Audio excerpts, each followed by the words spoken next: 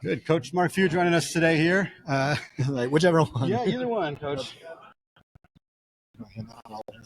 Yes. Coach, roster continuity has been a huge part of the conversation for this team coming into the season. You lose Anton Watson, a tremendously talented player, a Spokane legend, and replace him with Michael Ajayi, bring in some new talent like Caleb Battle. But in an era where so many rosters are replacing 3, 4, 5, 8, 10 different guys sometimes, how important is it for this team to have the majority of their core still together coming into the season? No, it's huge. And I think our guys deserve a ton of credit for that. The willingness that they wanted to stay together. They wanted to run it back. They love the program. They love the school. They love the community. And then I think also that there was just a yearning on their part to, be a part of something that's special. And I don't think thought they could find that anywhere else, but they deserve a lot of credit for that because in this day and age, it's pretty rare. Now, like each year, there's a little bit of a different personality each team. Yeah. As you've kind of gone through camp these first few months, what is the personality of this squad? Because again, you bring back a lot of the pieces, but now you enter in still quite a few new guys as well. Yeah, I think it's probably still to be determined because there's just so far there has not been a lot of separation, probably 1 through 10 on this crew.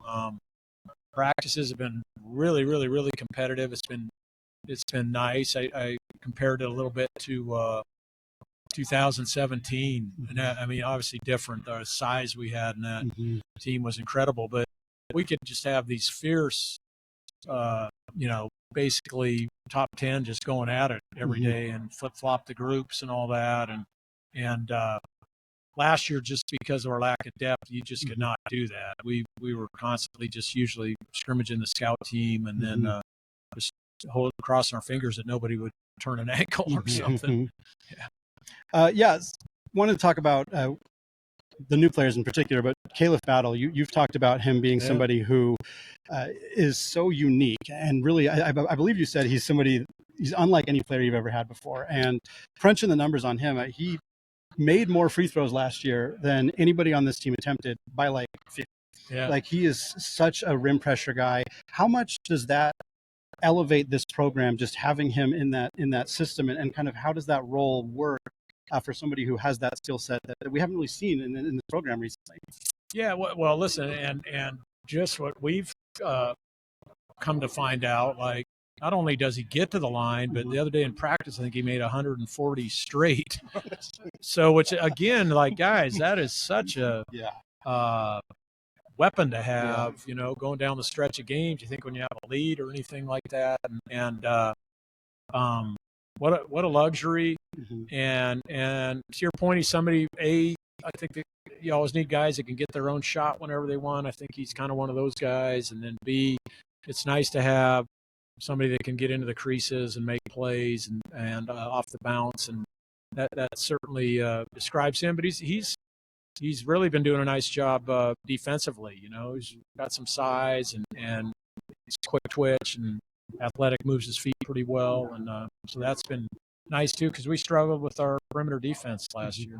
You mentioned the having more players having more depth, being able to scrimmage and play each other more successfully. How much does Braden Smith kind of bring in his first year? Because he's not going to be on the floor, barring any changes with the plan for him to redshirt, but he's going to be in practice every day. He's going to be competing against Ryan. It feels like it's a kind of a symbiotic relationship where he's going to make Ryan better this season, and Ryan's going to make him better when he takes over next year. Yeah, no, you nailed it. I mean, you nailed it. That's exactly what's been going on. He is one guy that kind of has some great leadership qualities, does a great job communicating on the floor, even though he kind of knows he's probably not going to play this year, but yet, I mean, he is fully in and participating like he is going to play this year, and also he's really raised up the level of competition within the practices.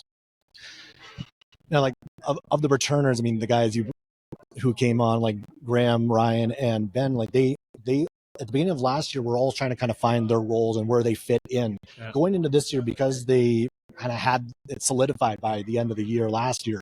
How much different has it been for those three to kind of like understand where they are, what their role is going into this season, and kind of be able to just hit the ground running into this year?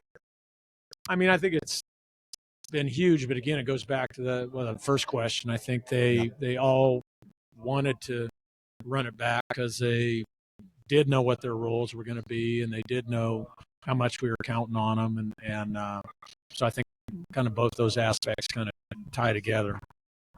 You mentioned the perimeter defense. You brought in a guy who was a very good perimeter defender last year in the WAC in Emmanuel Inocente, and we saw him play a big role in the craziness scrimmage, of course, and you've talked about kind of him, there's a potential for him to redshirt. It sounds like that might not be the case.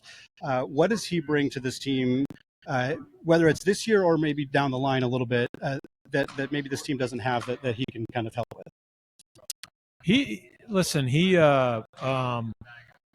We knew what we were getting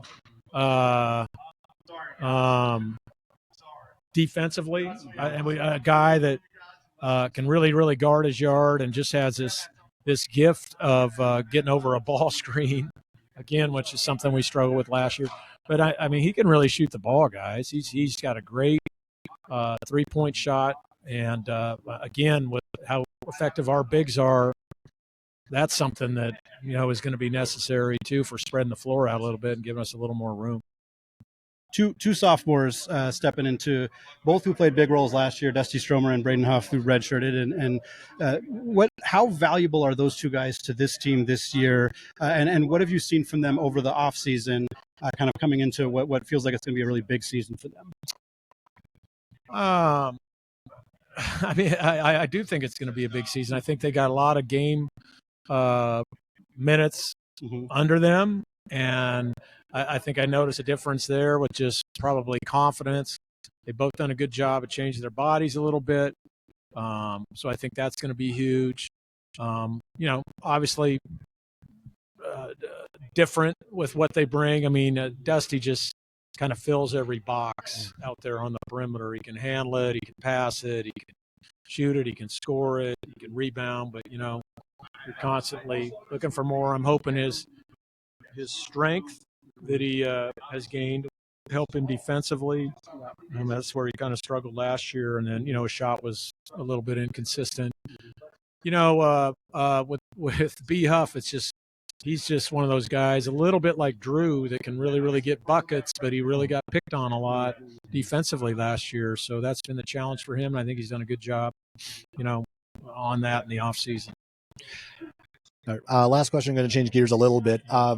Back to Paris for the Olympics. Were you able to have a little bit of a mini Zag reunion with the guys that ran through your program, Rui, Kelly? Were you able to kind of get together with those guys? Not as much as we had hoped for. I think people started dropping fast.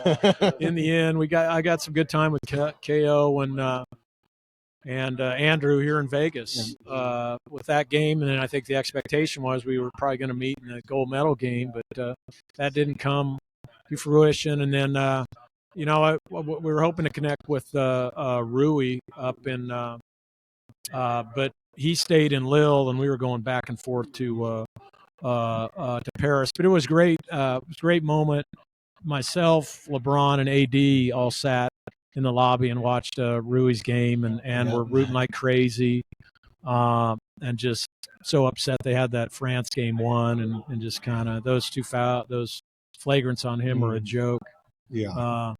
But that was pretty cool. Just kind of sharing stories, of Rui while we were watching.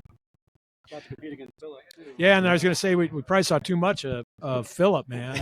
That was like I don't know what it was. It was like Washington Generals. We just kept playing them over and over again. And man, Philip played great. Yeah. He really played great. He did a nice job of kind of confidently playing within that role, alongside Jokic, which I think he makes everybody look good. But he did a nice job. Yeah. All right, great. Thanks, Coach. You got it, guys. Yeah.